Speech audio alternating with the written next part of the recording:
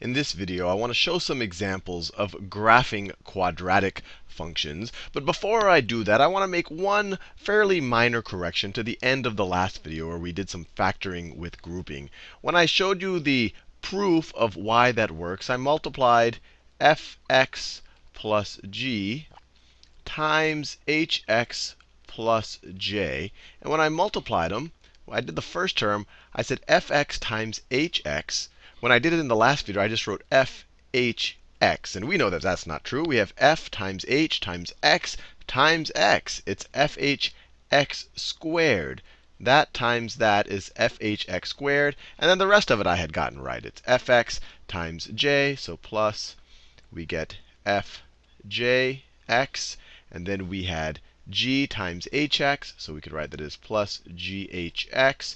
And then finally, g times j, which gives us gj. So I apologize for that error. I had forgotten to write the exponent there, and I think I had forgotten to write it in the step after that. But it didn't change the argument for the proof. I at least didn't mess up there. So I just want to make that quick correction in case that confused anyone. And I also made a small annotation in that video if you're watching it on YouTube. With that out of the way, let's learn to graph some of these quadratic functions. So let's say I have the function y is equal to x squared minus 2x minus 8.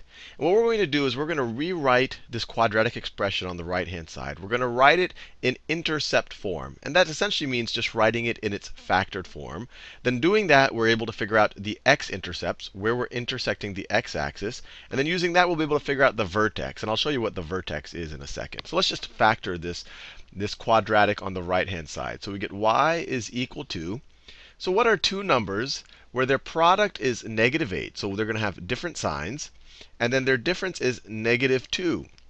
Well, let's see. If we have negative 4 and plus 2, when you take the product, you get negative 8. When you add them, you get negative 2. So we could rewrite y as being equal to x minus 4 times x plus 2. So this is essentially writing this quadratic function in intercept form. And now let's figure out where this intersects the x-axis. So let me label my axes. This is, of course, the x-axis. That is the y-axis. So when will something intersect the x-axis? The x-axis is when y is equal to 0, right? So let's set this equal to 0.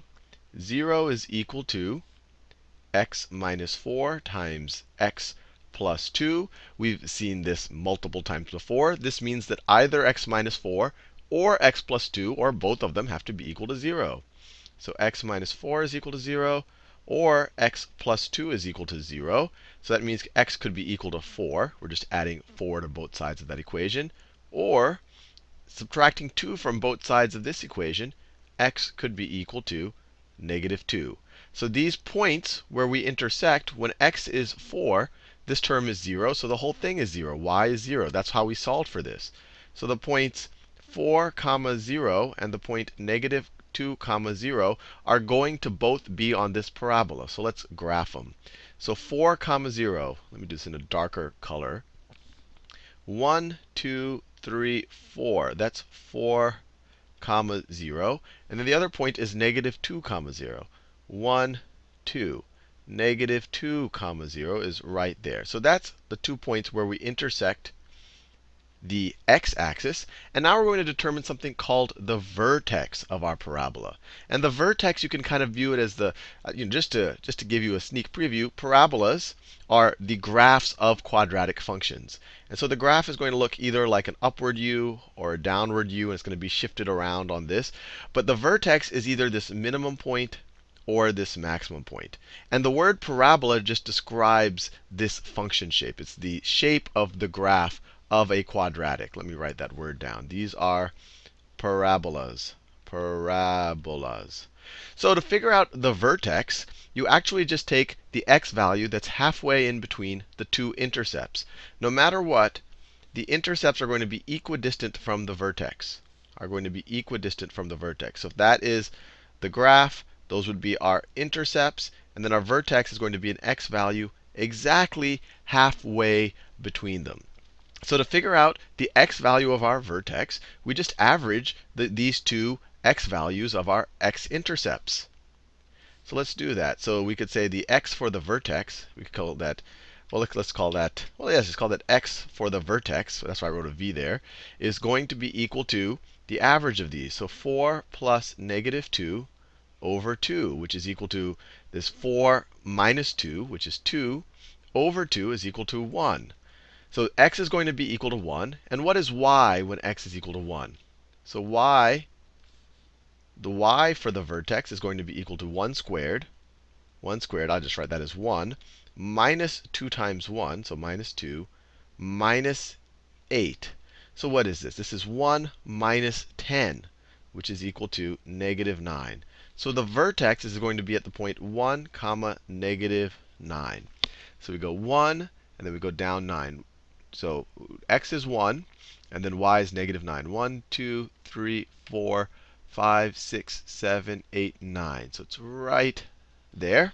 And so if we were to graph this parabola, the line of symmetry is on the x value of the vertex. So let me do it in a darker color than that. So the graph should be symmetric around x is equal to 1. And the graph will look something like this. I'll try my best to draw it. Bam! It'll intersect the x-axis there. And it'll be symmetric. It'll look just like that on the other side. And it'll go bam, just like that. I think you get the general idea. And then the other point that you may or may not be interested in is the actual y-intercept. If x is equal to 0, you immediately see that y is equal to negative 8. So the point 0, negative 8 should also be on this graph. And let's see if I drew it right. 0, negative 8, right there, should also be on that graph. Let's do another one of these. Let's do another one. And let me kind of taking up some of the space for the next problem. So let me clear this. Let's do another one. All right. So let's say we have y is equal to 2x squared plus 6x plus 4. So here, the thing that immediately jumps out at me is that I can factor a 2 out of everything. So I could rewrite this as y is equal to 2 times x squared plus 3x plus 2. That saves me the pain of having to do the factoring by grouping that we talked about in the last video. And this we can factor in a pretty straightforward way. This is, see, 2 times 1 is 2. 2 plus 1 is 3. So this is x plus 2 times x plus 1, right? 2 plus 1 is 3. 2 times 1 is 2. So that's what y is equal to. So if we wanted to know the x-intercepts, we figure out where this expression is equal to 0. So we said 0 is equal to 2 times x plus 2 times x plus 1. Remember, we want to figure out where we intercept the x-axis. That's the x-axis there. Y is 0 on the x-axis. So sorry, my phone was ringing. So let's get back to this problem. So either of these can be equal to 0. Obviously, the 2 can't be equal to 0. So we get the situation where x minus x plus 2 is equal to 0, or x plus 1 is equal to 0. I didn't have to write the parentheses there. Subtract 2 from both sides of this equation, we get x is equal to negative 2. Subtract 1 from both sides of this equation, or x could be equal to negative 1. So the points negative 2, comma 0. You put negative 2 here. This obviously is going to make y is equal to 0. And the point negative 1, comma 0, same argument. Those are our x-intercepts. Let me graph it. We have negative 2, comma 0. Negative 2, comma 0 is right there. Actually, let me do this graph a little bit bigger. Let's say that this right here is, let me label it in double steps. So let's say this is negative 1. Let's say this is negative 2. That is negative 3. 1, 2. And this is our 3. That's our 3. That's our 1, 2, 3, just like that. Negative 1, negative 2, negative 3. So I'm using 2 blocks to represent 1. So the point negative 2, comma 0 is on our graph, or it's our x-intercept. So negative 2, comma 0 is right there. And then we have negative 1, comma 0, which is right there. And then we want to figure out the vertex. Well, the vertex is going to be the average of those two. So the x for the vertex is going to be negative 2 plus negative 1 over 2. That's negative 3 over 2, which is the same thing as negative 1.5. Now, what is y equal to when x is negative 1.5? There's going to be a little bit involved. I'll use the actual 3 halves. So we get y is equal to 2 times negative 3 halves squared plus 6 times negative 3 halves plus 4. And let us figure this out. So this is equal to 2 times 9 over 4 minus, you have that negative sign there, and then we could make this 6 divided by 2 is just the same thing as 3 over 1. So this is minus 9, 3 times 3, plus 4. This 2 over 4 is the same thing as 1 over 2. So this becomes 9 halves minus 9 plus 4. So let's simplify this. Minus 9 plus 4 is the same thing as minus 5, right? Minus 9 plus 4. Minus 5 we can rewrite is equal to minus 10 over 2. 9 minus 10, all of that over 2 is minus 1 half. So our vertex of this parabola is the point minus 1.5 or negative 1.5, negative 1 half. This is our vertex. So we can graph it right here. Negative 1.5, negative 1 half. Our vertex is right over there. And then we can graph this parabola. And if we want to do the y-intercept, we can. The y-intercept is going to be here. When x is 0, y is equal to 4. These terms cancel out. X is 0, y is 1, 2, 3, 4, right over there. And then we can graph this parabola. It will look like that. That's my best. It should be symmetric around the x-coordinate of the vertex, just like that. Let's do one more of these. And once again, I've used all my real estate up. Let me clear this out of the way. Let's do one more. Let's say that I have y is equal to negative x squared plus 10x minus 21. Once again, let's write this in intercept form. We just factor the right-hand side. We get y is equal to, well, the first thing I want to do is factor this negative 1 out. Negative 1 times x squared minus 10x plus 21. Now, what two numbers, when I multiply them, they're positive 21, so they have to be the same side. And when I add them, I get negative 10. And at least in my brain, negative 7 and negative 3 jump out. I mean, there's not that many factors of 21, so 7 and 3 are probably two that immediately jump out because they add to 10. So you have y is equal to negative 1 times x minus 3 times x minus 7. Negative 3 plus negative 7 is negative 10. Negative 3 times negative 7 is positive 21. So if you want to find the x-intercepts are going to be where, so we could set this whole equation equal to 0. Negative 1 times x minus 3 times x minus 7.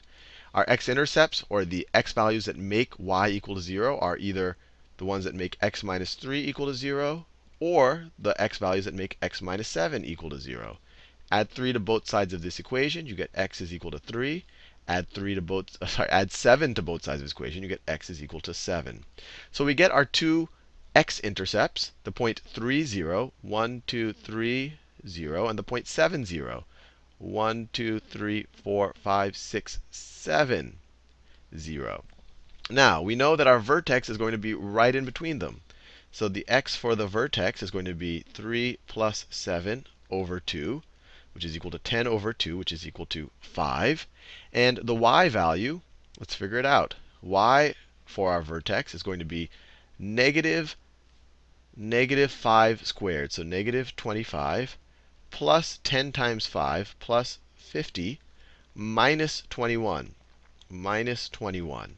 So what is this? This is equal to, we have a negative 25, a negative 21. You add those together, you get a negative 46. Add that to 50, you get y is equal to 4. So the vertex is at 5, comma 4. 5, comma 4. Let me graph that. The vertex is 5, comma 4. So 1, 2, 3, 4, 5 right in between, and then up 4. 1, 2, 3, 4. So notice something.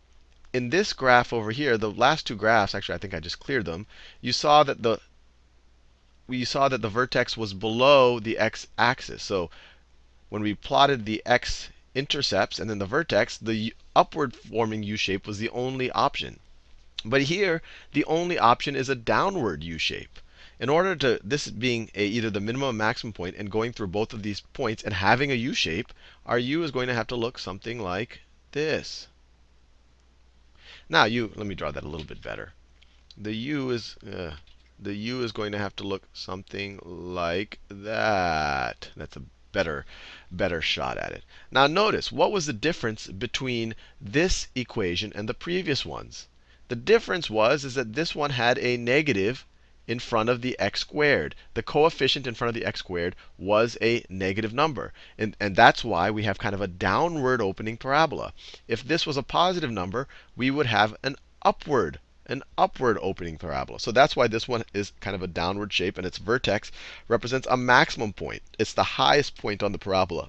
In the previous videos, we had an upward opening, or in the previous problems, we had an upward opening parabola, and our vertex was the minimum point.